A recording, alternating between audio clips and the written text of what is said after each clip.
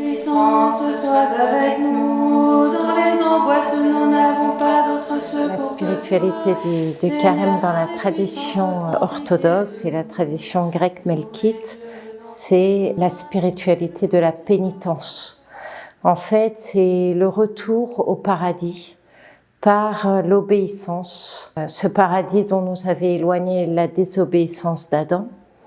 Et donc, c'est le fait de revenir à Dieu, comme l'enfant prodigue qui revient vers son père et qui dit « j'ai péché ». Dans la tradition des moines anciens au désert de Judée, les moines allaient dans les grottes, on voit très bien ça autour de Saint-Sabba, et passaient leur semaine dans la solitude. Et puis le samedi et le dimanche, tous les moines se retrouvaient au monastère pour célébrer la liturgie de Saint Jean Chrysostome, la liturgie festive, et avoir un moment communautaire. Dans notre spiritualité, le carême est un retour au désert spirituel, c'est-à-dire le fait de garder son cœur des images qui nous agressent, du bruit perpétuel, et redescendre dans les profondeurs du cœur, notamment en pratiquant la prière de Jésus. Cette très belle prière de l'Orient chrétien, Seigneur Jésus, Fils du Dieu vivant, aie pitié de moi pécheur. Le grand péché pour l'Orient chrétien, c'est l'oubli de Dieu. C'est la source de tous les péchés, de toutes les fautes qu'on peut commettre dans notre vie. Adam a oublié Dieu, il a oublié le commandement de Dieu, et nous, on est marqués par cet oubli fondamental de la tendresse de Dieu. Et le carême, c'est vraiment le temps du souvenir de Dieu. Souvenir de ses bienfaits, souvenir de son amour pour nous, souvenir de sa tendresse. Olivier Clément écrit dedans, et il a donné ce titre à ce livre, « La douloureuse joie ». Ou la joyeuse tristesse, comme on veut, mais il y a la tristesse du repentir, mais ce repentir est un don de Dieu qui est fait à l'homme, et il est d'une telle tendresse qui procure une joie sans fin.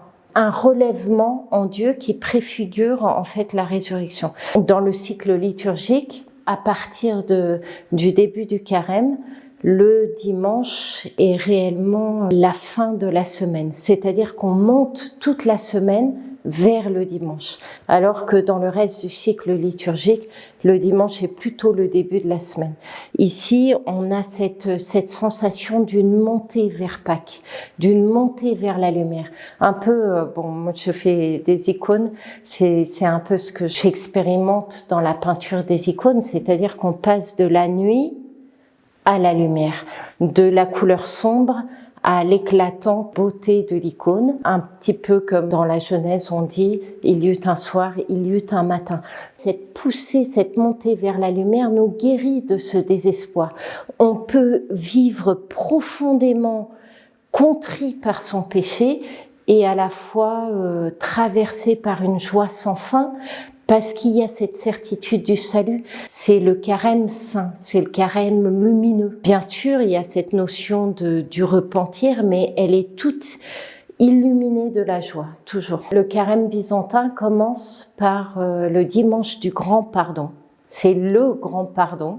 Voilà, ça fait un peu penser au Yom Kippour. On le retrouve un petit peu dans le grand pardon, sauf qu'il est illuminé par la résurrection du Christ. Ce sont les pleurs d'Adam devant le paradis fermé, où Adam, par son péché, par son refus de Dieu, a été jeté du paradis. C'est pas une punition à proprement parler que Dieu aurait voulu lui infliger, mais c'est plutôt l'aider à prendre conscience de ce qu'il perd par son péché. C'est un moment très émouvant, ce passage liturgique. L'Église nous invite devant l'Évangile qui est exposé devant le Saint des Saints, devant l'iconostase, chacune à nous approcher et à confesser notre péché, alors peut-être d'une manière plus communautaire. Ça rappelle un peu la tradition ancienne des pénitents qui se tenaient au narthex et avant d'être réadmis, ils faisaient une confession publique de leurs péchés. Alors bien sûr, on a la confession privée avec un prêtre qui se pratique tout à fait dans l'Église d'Orient, mais là aussi il y a cette tradition de se reconnaître en fait devant tous les autres, pécheurs comme tout un chacun et membres de cette humanité pécheresse, comme a dit saint Paul. Voilà, tous ont été enfermés dans la désobéissance pour faire à tous miséricorde. On s'avance en faisant des métanies, qui rappellent aussi un peu la profession monastique. On s'avance vers le Saint des Saints en faisant cette prosternation et en confessant notre péché. On embrasse l'Évangile et après on embrasse chacune de ses sœurs en lui souhaitant un bon carême.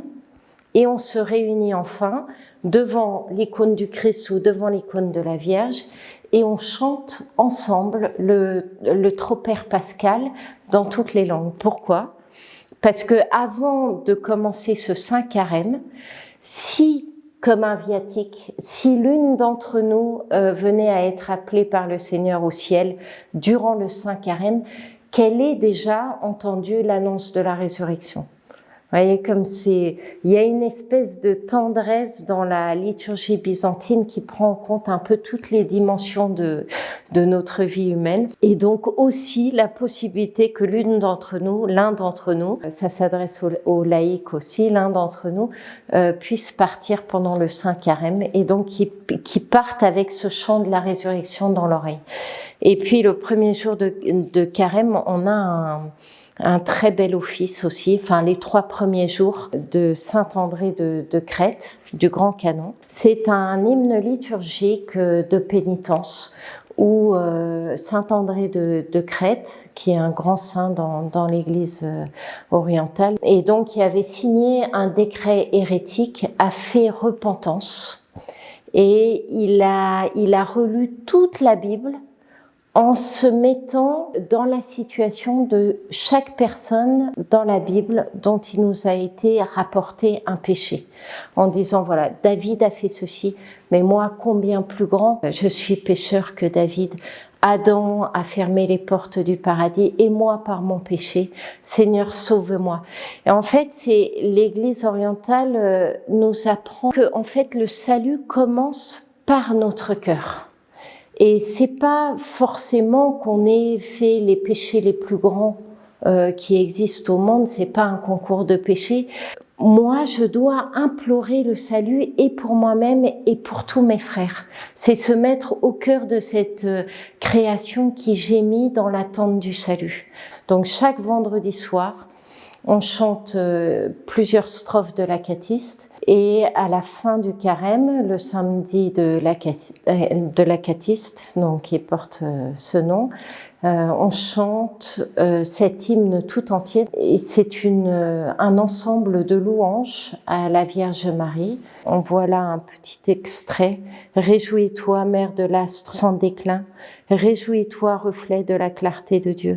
Réjouis-toi en qui s'éteint la brûlure du mensonge. La Vierge Marie, elle est notre plus grande aide. Elle nous entoure de sa tendresse. Bien sûr, le carême se termine par ce qu'on appelle la grande semaine, la semaine sainte en Occident, est marquée de l'époux qui vient nous rencontrer, qui vient refaire les noces éternelles avec l'humanité pécheresse, la purifier par sa résurrection. Les 3 premiers jours de la grande semaine sont l'office de l'époux. D'abord, on accompagne le Christ dans sa mort et on attend la résurrection comme les vierges sages attendent l'époux, la lampe allumée. Durant le carême, on a un certain jeûne eucharistique puisque, comme j'ai dit, les moines partaient pendant la semaine dans les grottes. Donc on reproduit ce rythme et on n'a pas de célébration eucharistique à proprement parler. On a ce qu'on appelle les présanctifiés. Les saints dons ont été consacrés pendant les liturgies du week-end. Ce jeûne eucharistique pendant la semaine de carême nous permet de redésirer avec un cœur ardent ces dons qui nous sont faits à travers le corps et le sang du Seigneur, qui sont des dons proprement divins.